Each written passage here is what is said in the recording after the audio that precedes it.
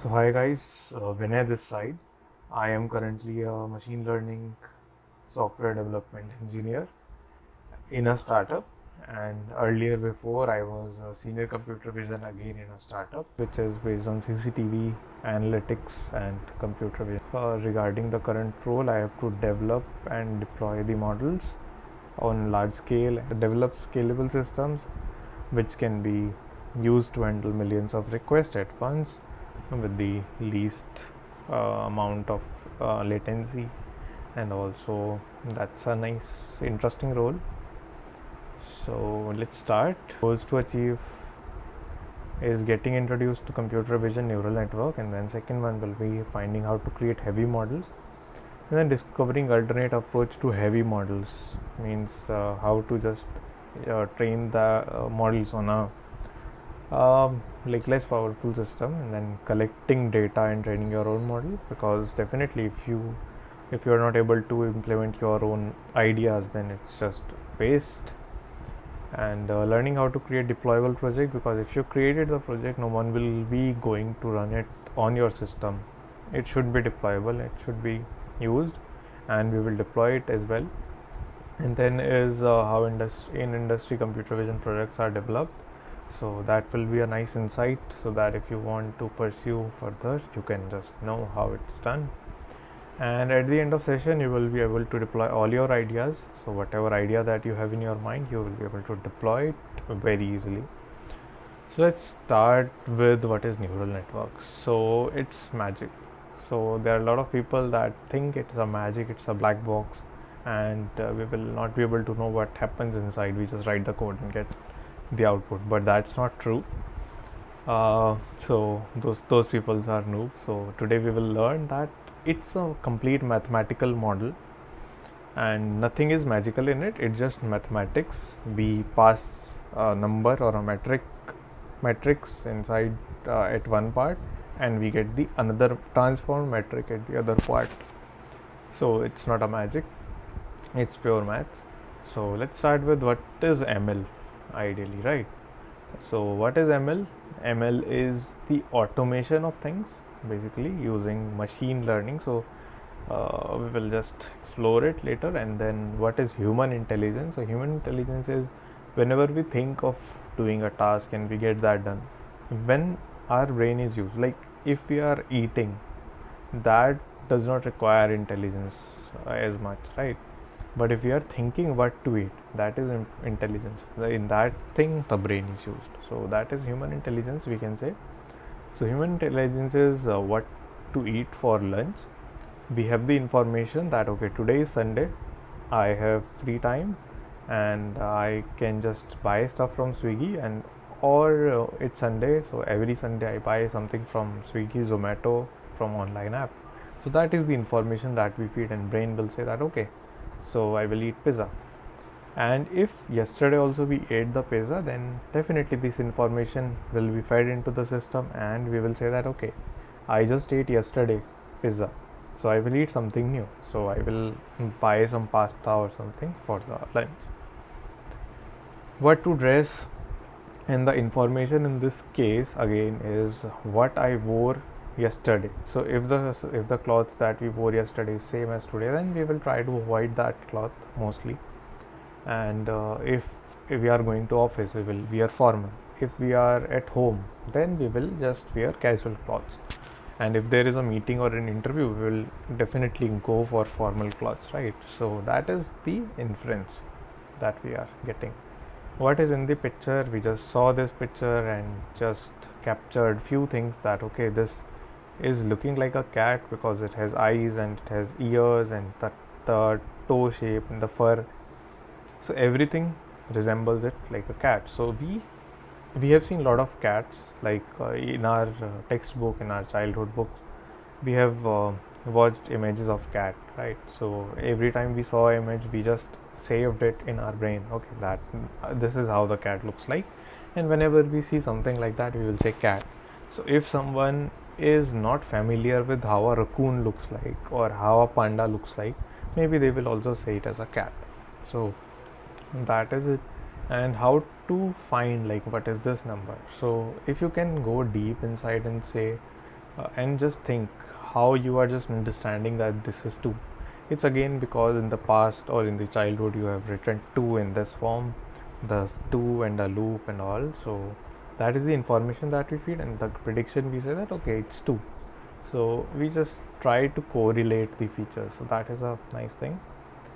And again, like if I study for 4 hours, what the grade I will get. So based on your past experience, you can say that okay, if I study just one hour, then I hardly pass. If I study 2 hours, then I can pass the exam, but I will not get good marks. If I study 3 hours, then maybe I can get decent marks. And at 4 hours, I will be like scoring well, right? So I can just predict that, and before the exam, we can also predict that okay, I studied 4 hours for this exam, so I will be getting around 75 marks in this exam. So that is what we are inferring, and this automatically happens like naturally, and we don't even think much about what is happening and what will happen after that. So again, the machine learning, the same logic thing is done by the machine. So information is given, it is processed, and then inference is taken out. And in this image, information of a cat is given and the prediction is out. So again, the number 2 is given and the prediction is 2, but we are not sure how this happens, right? 4 hours and 2 hours, and the data is given and the prediction is come. But yeah, like as humans, we also need a lot of data to train. We need to write 2, 3, 4, like in our childhood, multiple times. Then we are able to write that now. So we need also, in that case, machine also needs a lot of data to just prepare things. So we have something called as labeled data set, in which this looks like 5 and the label is 5. This looks like 0, the label is 0. This looks like 4. So this is kind of thing we feed into the machine, and machine just try to find some pattern in this, that okay, the 4 looks like this and it can be 4. Like if there is just one stick of this, then most probably it's 1. If the stick is slanted, then also it's 1. If the like it is stick kind of thing is there but with a loop, then it is 9. But if there is only a loop, then it is 0, right? So if there is we can say in 3, so there are curves, then maybe it can be 3. But again, if the curve is closed, like in 8, if the curve is closed, then it is 8. But in 9, the loop is above, but in 6, the loop is below. So we try to just understand or find the pattern, and then we just come on to a conclusion that okay, this could be this, right? So we need a lot of data to train. We need slanted lines, thick line, thin line, and every type of line, so that we will be able to understand if something random comes, we will be able to predict what is there. So first we will just train the model and then predict. We have some test images on which we know the output of it, but we want to just check whether the model is trained well or not. So in that case, we just give that to the model and see the output is correct or not. If the output is correct, then we will say that okay, our model is perfectly trained. So you can recall, or you can just compare it with the test that you give in your exams, right? Exams and class tests and unit tests. So also in that case, you have a week in which you study and train for it, and at the end of that week you have to give a test, and that test, the teacher knows the answer for each question you have to solve, and the teacher will compare the answers, 2 answers, and just tells you that okay, this is matching with the answers that I have. That means you are trained, you are perfect, you have perfectly grasped this concept. So this kind of thing, we have the test data, we give the image, we know what the output will be, and we just compare it with the prediction of the model. So again, like in machine learning, what would be the grade if I study for 4 hours? That's simple. So if I need to know what will be the output of 4 hours, what will the number of points, in that case we have to have a data. In that data there will be number of hours and number of points. So if I study for 1 hour, I will get 2 points. If I study for 2 hours, then the point will be 4. If I study for 3, it is 6, and then according to that we can infer that okay, if I study for 4 hours, the point that I will get is 8. I can get 8. But what if like machine just works on the data, but what if there is also a rule that the max marks the person can get is only 6? Like whatever how much you will study after that, the maximum marks will be 6. So even if I study for 4 hours, the maximum marks I can get is 6. So that is a logic, that is a number of rules. We have to just tell to the machine that okay, this if this happens then answer that, if this happens then answer that.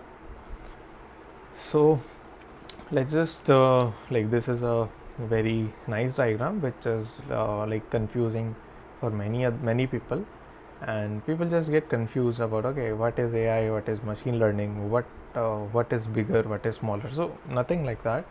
So what is deep learning? So we will go to the deep learning, we will explain, understand it, what happens in that, but just take it the whole big circle is a AI, like the whole big subset, the whole big set is a AI, and in that set AI basically means that anything that can be automated artificially, that is AI, right? I will try to use the layman language just to make it make sure that it will be like easily understood, but you can just refer it later to get into the more high level definitions or low level definition, whatever you want.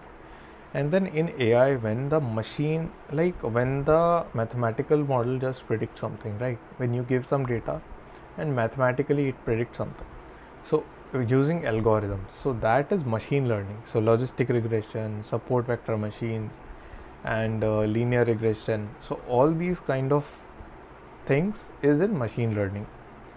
And then after that, in a particular machine learning, when we have the data, in particular machine learning where we have the data in which we represent the image to certain thing and then get the result. So let's just take an example of OMR sheet. You all have given the OMR sheet, like exams in OMR sheet. You have 4 options, you have to darken one of the 4 option, and that will go to a machine, and that machine will like mark your marks, basically find out your marks based on your colored pages. So and then it will tell you the rank and everything, right? So this is representation learning, because you are representing that data in some other form, and then that form is used to like find the result of it, right? So this is representation learning. It's a very nice thing. It is autoencoders. So autoencoders ideally in layman language means we have to encode something to something and then use that encoded thing to find another result, right? So you can just explore it further. So autoencoder is a very nice thing. Basically it just creates a middle layer representation of something. So if you have a very big image, it will convert it to 3x3, a very passport size photo of that, you can say, and then that passport size photo will be used to perform other steps, right? So this is encoding, representation learning. And then there is also deep learning.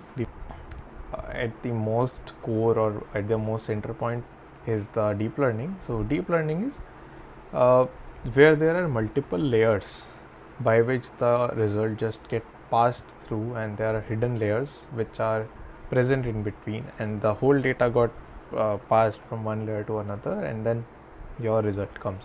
So in before deep learning, every object or everything has didn't had like multiple hidden layers, but in deep learning there are layers. So we will explore it later. Now, why do we care about machine learning or deep learning or whatever? Like, why do we care? So you can see that in this image, if I give this image to a machine learning model and will ask what color is coat, so it will definitely say that it's a blue. Like if I give this question, it will answer. So this is visual question answering. We can use AI for that. Generating new words. So this word you can see you feel like it's a word, but it's not a word in a dictionary. It's just a random word which is presented by AI, a FARA. So we feel that it will be a word, but it's not. It just took all the words that are present in dictionary and tried to generate something that is unique, that is not present in dictionary, but is sounding similar to what the number of words or the words we have. Then there is artistic style transfer. So there is one painter who created this drawing, and we want to recreate that drawing with some our image, like with our image. So we just pass this image and this painting. So our neural network just tried to extract how the circles and lines are drawn by this and what are the colors of it. It just copied, it just extracted a style of it and then applied that style to this image that we had. So we can imagine that okay, this will be a sun and this will be mountain and kind of thing, and it just extracted a style and applied this style to this.